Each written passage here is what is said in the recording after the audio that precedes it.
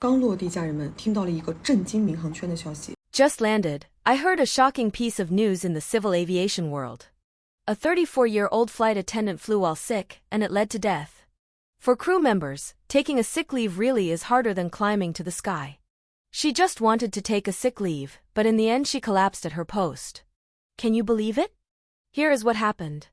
On September 22nd, when Ms. Sun operated this flight from Taoyuan to Milan, she already had a fever. She felt so awful, her whole body ached, and she could not even straighten up, so she asked the company for leave, but she was refused for all kinds of reasons. She forced herself to operate this flight. On September 24th, on the return trip, her condition clearly worsened during the flight. She was in so much pain that she could not even squat down to serve meals to passengers. At that moment, someone suggested using the onboard satellite medical system to call for help, but the chief purser pretended not to see it and told her to keep serving drinks. The passengers were stunned.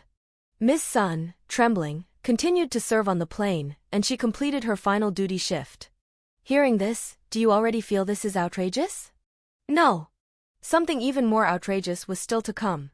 In the early morning of September 25th, the plane arrived at Taoyuan Airport, and Ms. Sun said she wanted to call an ambulance.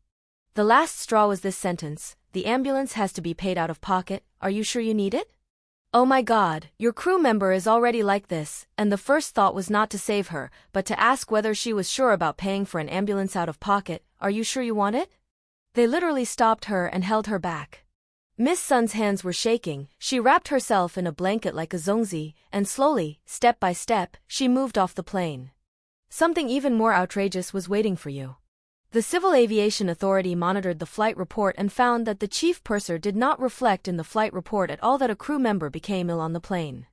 On September 26th, Ms. Sun admitted herself to the hospital, and tests found a very rare illness that causes the immune system to decline rapidly. From early October, her condition became more and more severe, with multiple episodes of coma and nervous system damage. But she kept doing one thing, which was still swapping shifts. You heard that right, even when she was in a coma, in her subconscious she kept contacting company leadership to swap shifts for her and adjust her roster. Why? Because she was afraid of being deducted points, afraid of being downgraded, afraid it would affect her year-end bonus, and afraid it would affect her performance evaluation. No one expected it would happen so fast. On October 10th, Ms. Sun left us forever. An airline employee once revealed that taking 1 day of sick leave would deduct 700 yuan, and taking 1 day of personal leave would deduct 1,200 yuan. Who dares to take more leave? Deducting pay is one thing, but the problem is they will also deduct points. Flight attendants all know how important points are, and afterward they will schedule you for all kinds of terrible flights, or they will double your workload. I know that you, in front of the screen right now, may also be fighting hard at some company, in some position. Your company may also have rules like this. When you get sick, you may also think about holding on a little longer. But I want to tell everyone, no rules are worth trading your life for. Did you hear me clearly? No KPI is more important than your health, and no evaluation has the right to demand that you work while sick. Do you think these things are far from us? In our flight attendant industry, cases like this are everywhere. One person takes leave, the whole group gets points deducted, and there are also double standard aviation doctors. Pilots can get leave approved easily, but when flight attendants have a high fever of 38 degrees or 40 degrees, they still have to crawl out of bed to a top-tier hospital to get proof. All fellow flight attendants, please remember, no system is worth making you pay with your life. If your company uses so-called rules to threaten your health, stay away from it. If your boss uses evaluations to threaten your life, resign. Because a lost job can be found again, and lost evaluations can be earned back, but if it makes you lose your life, lose your health, it will never come back. Does your airline have this kind of so-called system? If it does, we can use our strength together to push for its system to change. 最近呢，东航的2位空姐互殴上了热搜。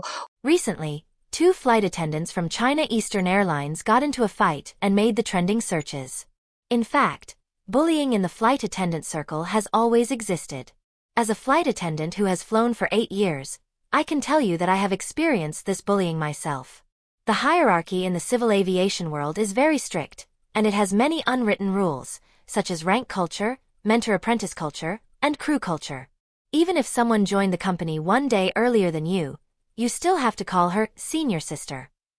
On the plane, if the senior sister has not eaten first, you are not allowed to eat. And when staying at a hotel, you have to get slippers for the senior sister first. These unwritten domestic rules are also one of the reasons why flight attendants resign. What tires flight attendants out the most is not where they fly, but who they fly with. If you check your schedule the day before, and you have to fly with a female devil, then the night before will give you pre-flight anxiety syndrome. I hope our civil aviation circle can have less of this. More love. 空姐的辞职率为什么这么高？这会儿我刚刚飞完。 Why is the resignation rate among flight attendants so high? I just finished a flight and I'm sharing this with you while removing my makeup. Many people online say it is because they found a wealthy partner, so I must debunk that first. Now, based on my friends and colleagues around me who resigned, I will tell you that there are the following reasons. First, it is irregular schedules.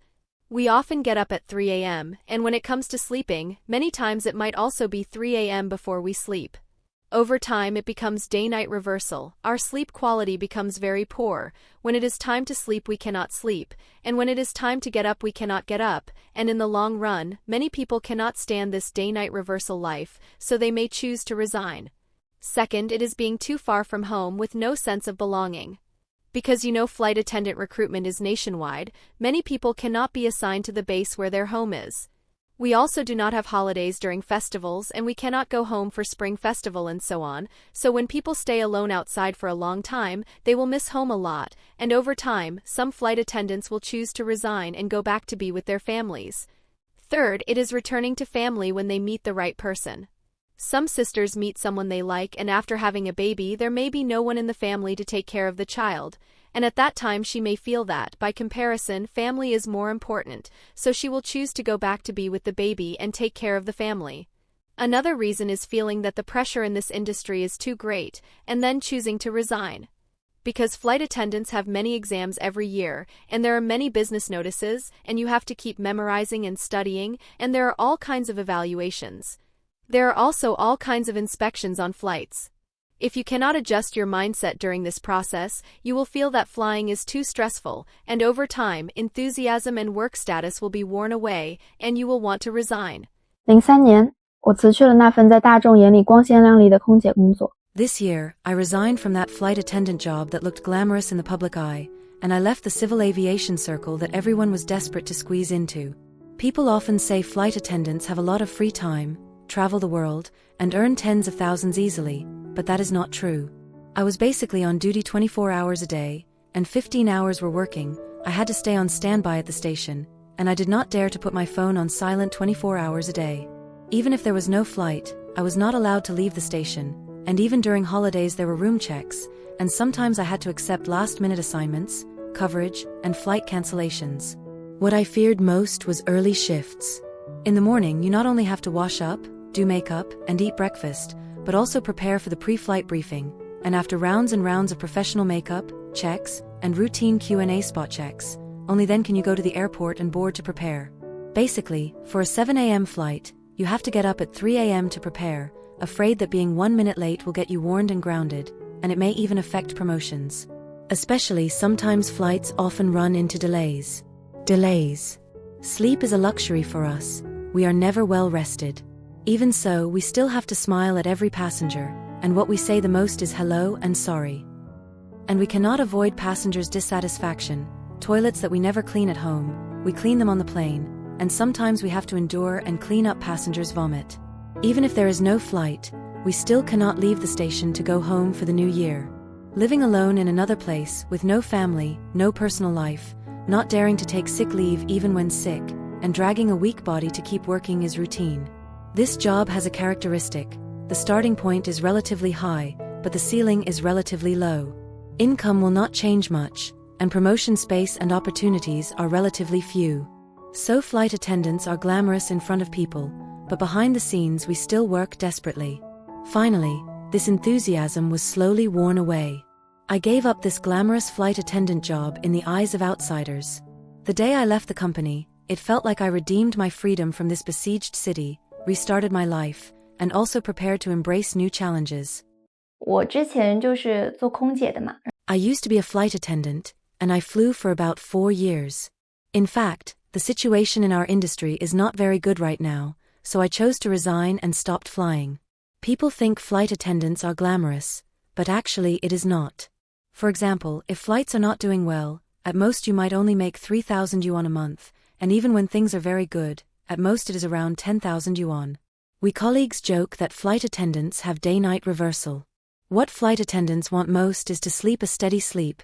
Basically, if you have an early shift, you get up at 3 a.m. to do makeup.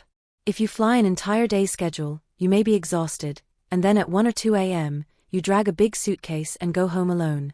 Sometimes on the plane you will also encounter things that make you helpless, such as a creepy passenger who adds you on WeChat and then privately asks whether you sell your worn stockings. This kind of thing is really hard to talk about with the outside world. And also, for this industry, our rules are very strict. For example, the most familiar one is the smile. It is not only that passengers might report you, but we also have internal inspectors. 今天想让你们爱听的空姐最后都嫁给了谁？ Today let's talk about what you love to hear. Who do flight attendants end up marrying? Do they all marry into wealthy families and live the life of a rich housewife? I summarized 3 major categories. The first category is people within the industry, such as pilots, security officers, and male flight attendants. After all, you see each other every day, so it is easy to develop feelings.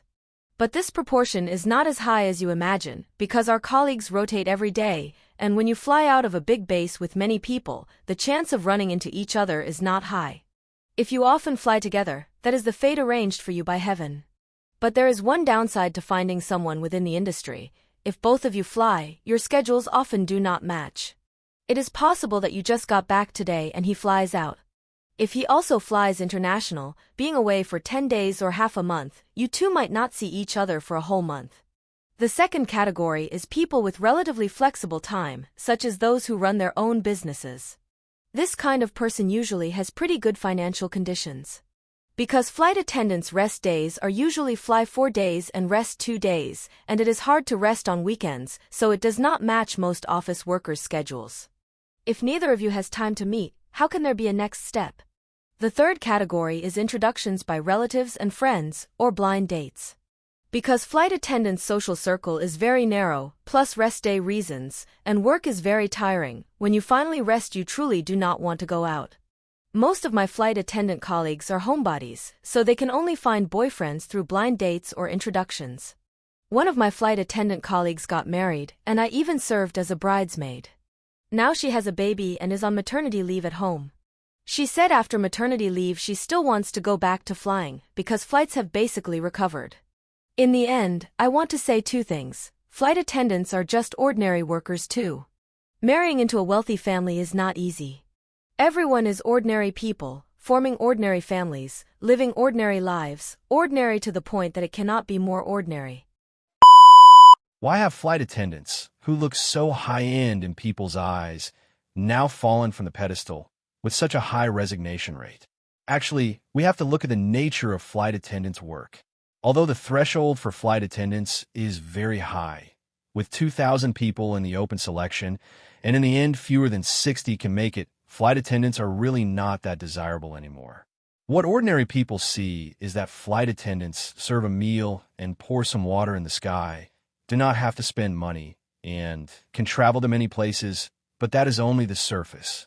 Flight attendant work seriously damages health. They work every day at an altitude of 3,000 meters, and heavy ultraviolet radiation will make your skin age faster. The cabin working area has very serious noise, so most flight attendants' hearing is not very good. Not to mention back pain, hand pain, and neck pain, insomnia, hair loss, and menstrual disorders are common. In the flight attendant circle, many people even joke, if you do not have these issues, can you still be called a flight attendant? Although flight attendants do have some good benefits, they're all something you prepay with your health. In a second-tier city, there can be 5 airlines, and if a customer files a complaint, it is either a fine or being grounded. Also, flight attendant work flips day and night, and you spend little time with family. Over time, many flight attendants' enthusiasm and work status get worn away, and they want to resign. So now do you still think flight attendant work is truly a glamorous, easy, and widely admired job?